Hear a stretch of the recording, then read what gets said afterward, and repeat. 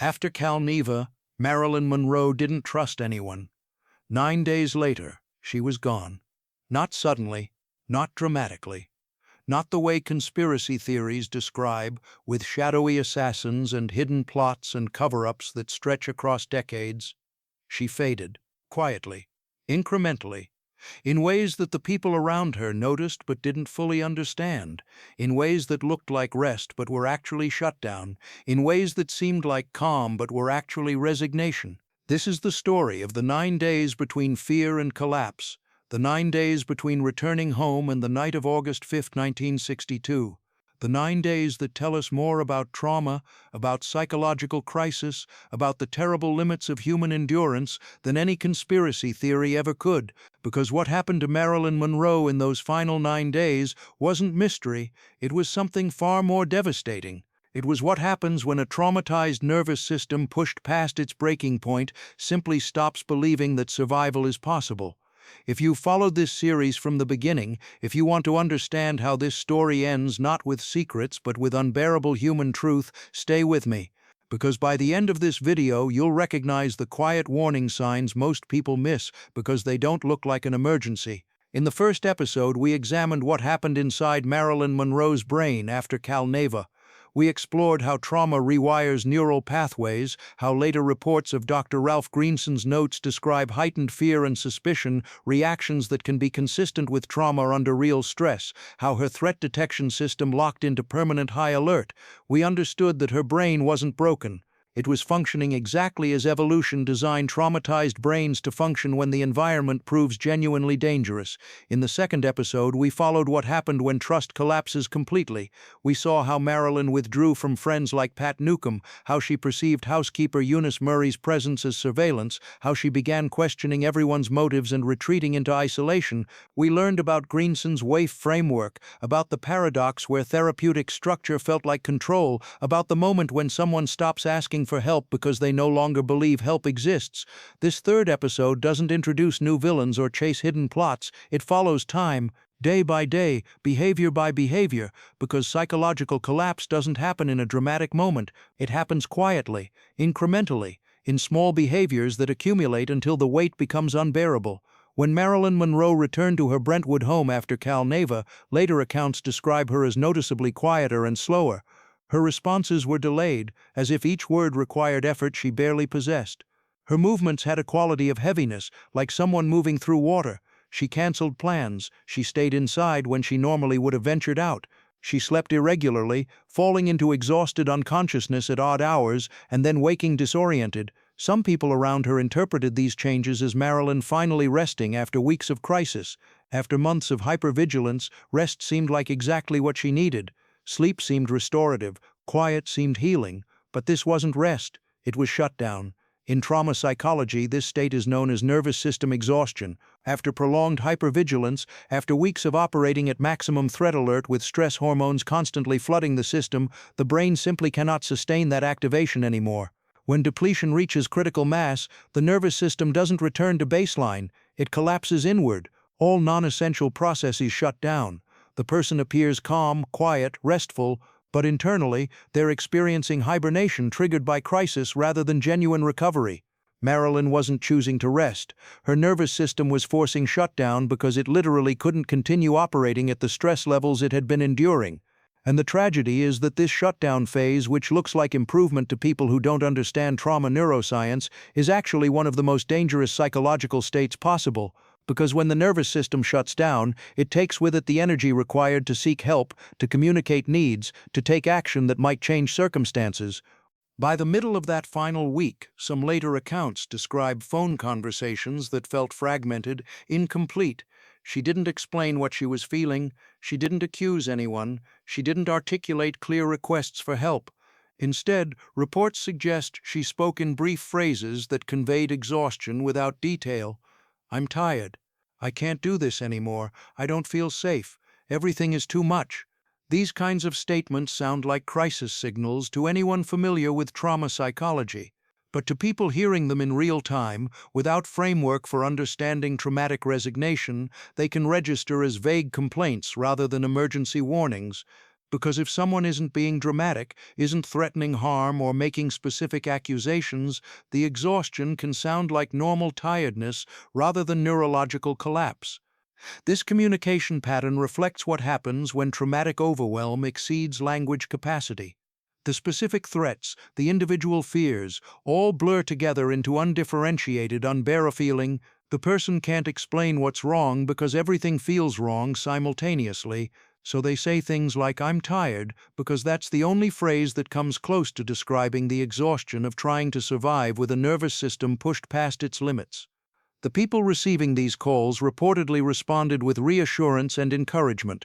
They told her things would get better, they suggested she get more rest, and these responses, while well-intentioned, may have completely missed what was actually being communicated.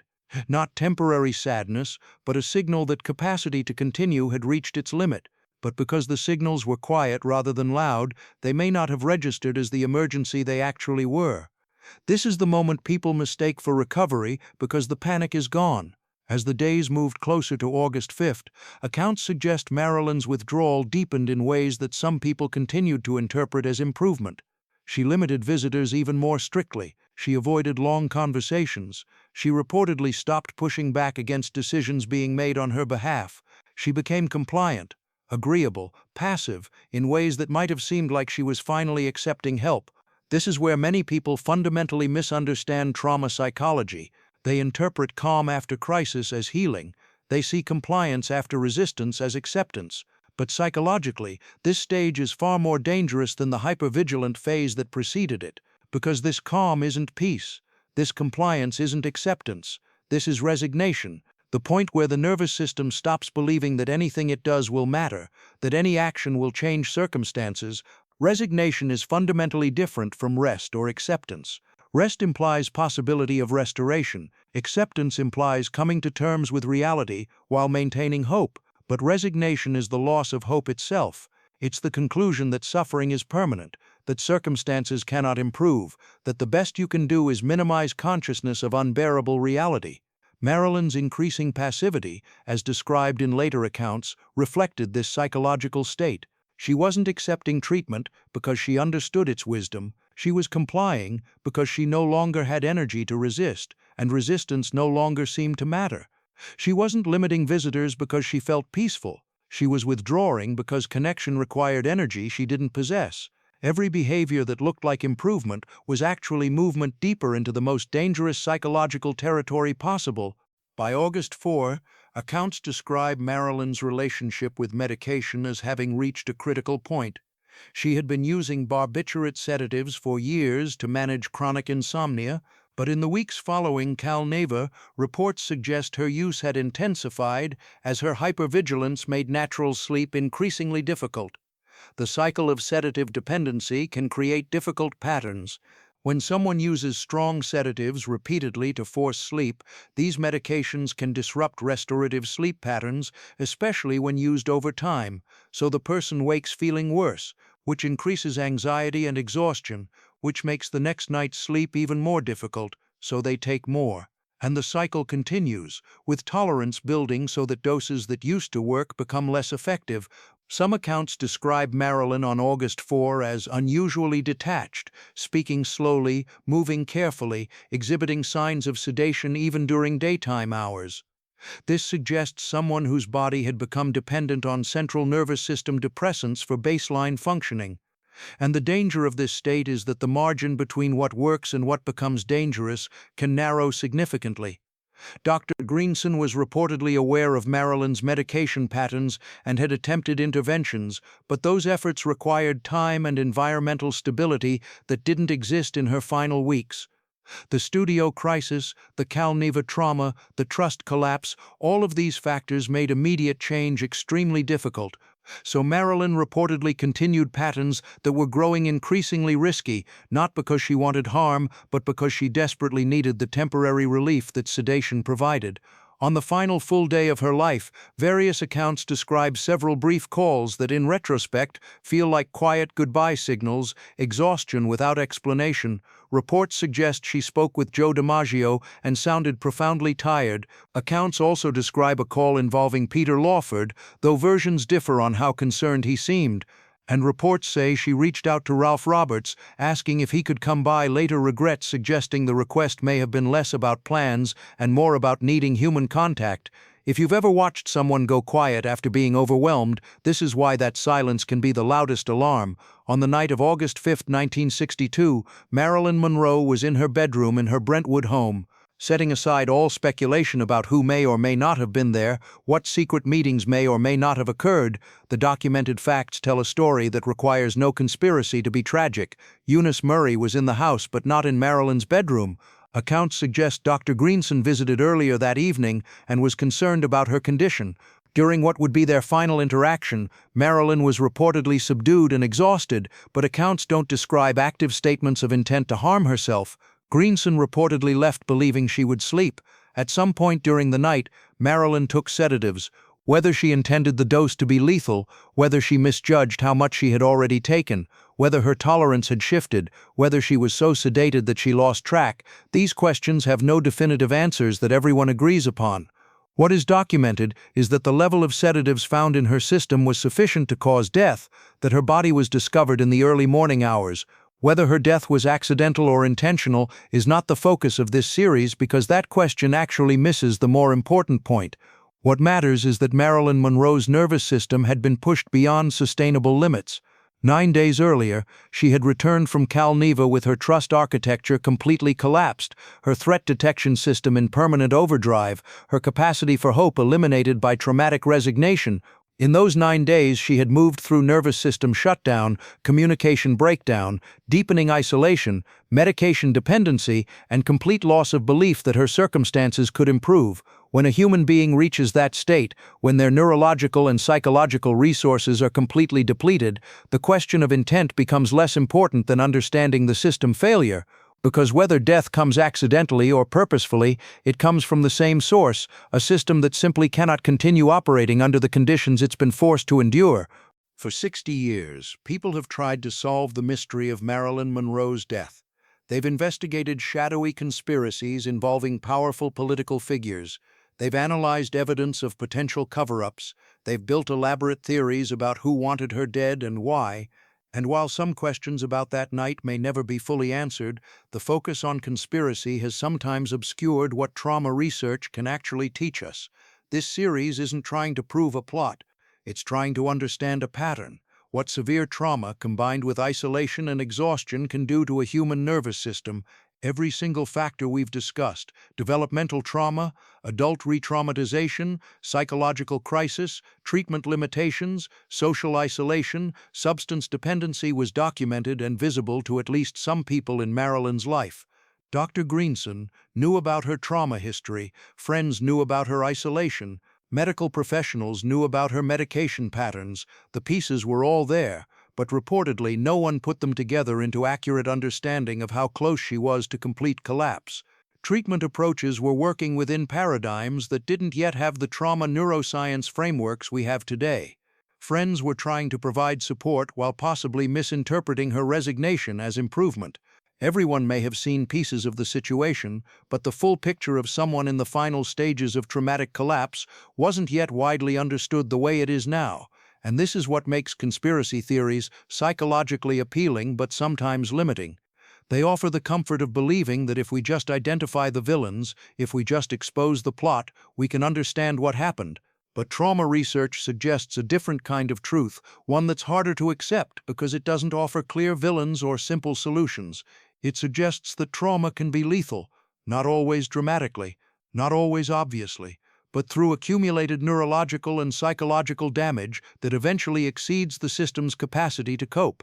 The story of Marilyn Monroe's final 9 days matters because it teaches us something crucial about how trauma actually works and what warning signs actually look like. Everything described in those 9 days, the shutdown, the fragmented communication, the increasing passivity, the resignation, the medication patterns, all of it aligns with what modern trauma research tells us can happen when someone in severe psychological crisis doesn't receive adequate intervention. We now understand that quiet can be more dangerous than drama, that someone who stops complaining may be giving up rather than improving, that vague expressions of exhaustion from someone with trauma history should be treated as potential emergency, that resignation, The point where someone stops believing circumstances can change represents a particularly dangerous psychological state because it can eliminate the motivation to seek help. We understand that trauma doesn't always look like what movies have taught us to expect. Sometimes it looks like someone who seems calm but is actually shutting down. Someone who appears to be resting but is actually collapsing. Someone who sounds tired but may be losing the will to continue. And if we don't understand these subtler presentations, we can miss people who desperately need help but can't communicate that need in ways that register as urgent. This story matters because patterns like what happened to Marilyn Monroe still occur today. People whose trauma history makes them vulnerable when re-traumatization occurs. People whose attempts to communicate distress come out in fragments that don't immediately register as emergency. People who become quiet and compliant when they're actually giving up. People who use substances to manage unbearable states without realizing how quickly safety margins can narrow. This series has focused on understanding these patterns through trauma neuroscience rather than through conspiracy theories, not because conspiracies never happen, but because understanding the psychology of collapse, the quiet warning signs, the progressive shutdown, the resignation that looks like calm, that understanding might actually help us recognize similar patterns when they appear in people we know. Marilyn Monroe's story, understood through this lens, becomes less about solving a mystery and more about learning to see what was there all along, a human being pushed past the limits of what any nervous system can endure, dying not from plots but from the catastrophic failure of severe trauma to receive adequate recognition and intervention in a time when that understanding simply didn't exist the way it does now. That's not a conspiracy, that's a pattern. And learning to recognize that pattern, that's how we honor not just Marilyn Monroe's memory, but everyone who struggles with trauma's invisible weight.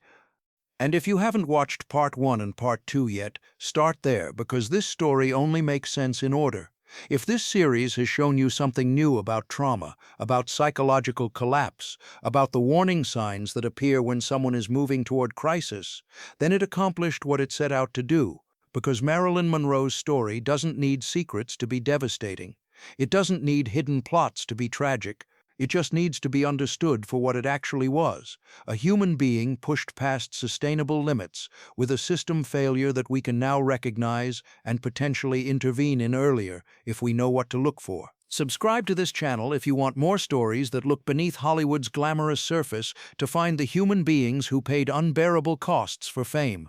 If you want to understand how trauma actually works, what psychological collapse actually looks like, and why the most dangerous moments are often the quietest ones, because some stories don't need mysteries to matter. They just need to be told truthfully, completely, with full understanding of what was really happening beneath the surface that everyone could see but few fully understood at the time.